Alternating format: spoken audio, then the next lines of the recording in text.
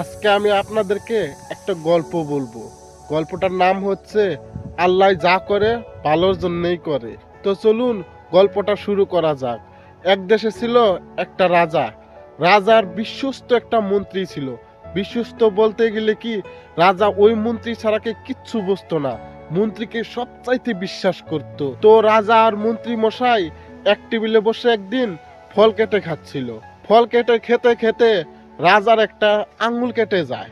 তখন মন্ত্রী মশাই বলে, রাজা মশাই, এতে ঘাবড়ানোর কিছু নাই। আল্লাহ যা করে ভালোর জন্যই করে, বান্দার মঙ্গলের জন্যই করে।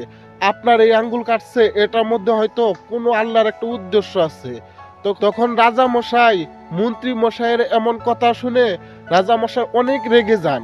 রেগে গিয়ে মন্ত্রী মশাইকে বলে, মন্ত্রী মশাই, আমি আপনাকে এত বিশ্বাস করি, আর আমার আঙ্গুল কাটাতে আপনি বলছেন যে আল্লাহ যা করছে ভালোর জন্যই করছে।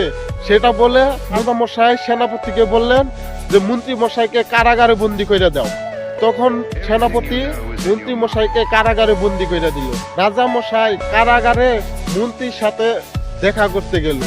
দেখা করতে গিয়া রাজা মশাই মন্ত্রীকে বলল যে আমার নয় আঙ্গুল কাটছিল বিলা তুমি বলছিলে আল্লাহ যা করছে ভালোর জন্যই করছে, তো আপনাকে যে কারাগারে বন্দি করলাম সেটাও কি আল্লাহ ভালোর জন্যই করছে? তখন মন্ত্রী মশাই বলল যে আল্লাহ যা করে ভালোর জন্যই করে, আমাকে যে কারাগারে বন্দি করলাম এটাও হয়তো আল্লাহর কোনো উদ্দেশ্য আছে, ভালো কোনো উদ্দেশ্য আছে, সেই কারণে কিন্তু আমাকে কারাগারে বন্দি করলা। তখন রাজা মশাই বলল, দেখা যাক কি উদ্দেশ্য আছে। সেটা বলে রাজা মশাই শিকার করতে যাবে বলে সেনাপতিকে ডাকলো। আগে মন্ত্রী সাহেব ছিল, তাই মন্ত্রী সাহেবকে সাথে নিয়ে যেত। এখন তো মন্ত্রী সাহেব কারাগারে আছে, তাই সেনাপতিকে সাথে নিয়ে যাওয়ার চিন্তা করলো। তাই সেনাপতিকে ডাকলো। সেনাপতিও তার সাথে কিছু সৈন্য নিয়ে শিকার করতে গেল। শিকার করতে করতে রাজা মশাই অনেক বন জঙ্গলের মধ্যে প্রবেশ করলো। সেই জায়গায় ছিল কিছু আদিম যুগের মানুষ। তাদের ভগবানের নামে খুদ ছাড়া সুস্থ সাবল একজন মানুষের দরকার, তাদের ভগবানের নামে বলি দিব বলে। মর্তমর সেই সময় রাজা ও তার সেনাপতি সহ সৈন্যগুলো সেই মানুষদের সামনে দেয়া উপস্থিত হলো।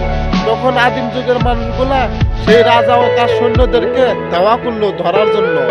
তো সেই সময় সেনাপতি আর সৈন্যরা তো অনেক ট্রেনিং দিয়ে সেনাপতি আর সৈন্য হয়েছে, তাই তারা দৌড়াইয়া পালাইতে সফল হইলো।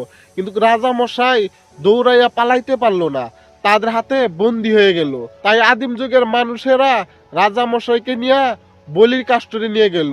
সেই জায়গায় জল্লাদে হাতে তুলে দিল বলি দেওয়ার জন্য।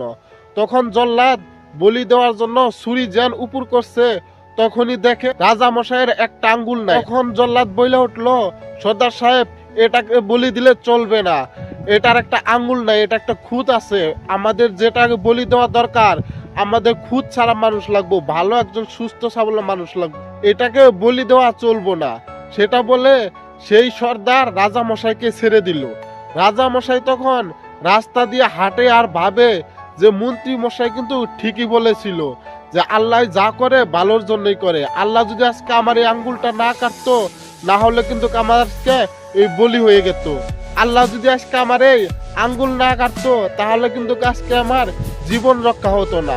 সেটা ভাবতে ভাবতে রাজামশাই রাজপ্রাসাদে যায় পৌঁছে। সেখানে দেরি না করে রাজামশাই ডাইরেক্ট কারাগারে চলে যায় সেই মন্ত্রীর কাছে। মন্ত্রীর কাছে যায় বলে, রাজামশাই, মন্ত্রী সাহেব, আপনি কিন্তু ঠিকই বলেছিলেন যে আল্লাহ যা করে ভালোর জন্যই করে। আল্লাহ যদি আজকে আমার আঙ্গুল না কাটতো, তাহলে কিন্তু আমার আজকে জীবন রক্ষা হতো না। তখন মন্ত্রী মশাই বলল যে রাজা মশাই, এখন তো আমার বিশ্বাস হলো। তখন রাজা মশাই বলল যে এটা নয়, ঠিকই ছিল যে আমার আঙ্গুল কাটছিল বিলা তুমি বলছিলা যে আল্লাহ যা করে ভালোর জন্যই করে, আর এটার আমি প্রমাণ পাইলাম। কিন্তু তোমাকে যখন আমি কারাগারে বন্দি করলাম, তুমি তখনও কিন্তু সেই কথাই বলছিলা যে আল্লাহ যা করে ভালোর জন্যই করে।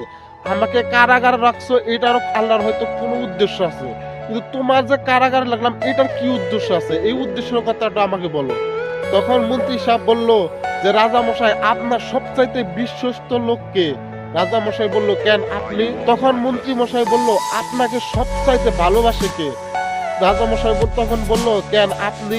তাহলে আপনি যখন শিকার করতে যাচ্ছিলেন, আমি যদি কারাগারে না থাকতাম তাহলে আমাকেও কিন্তু আপনার সঙ্গে নিয়ে গেতেন। তার কারণ এর আগে যতবার শিকারে গেছেন আমাকেই সঙ্গে নিয়ে গেছেন। আজকে আমাকে কারাগারে রাখছেন বিদায় সেনাপতিকে সাথে নিয়ে শিকার করতে গেছেন।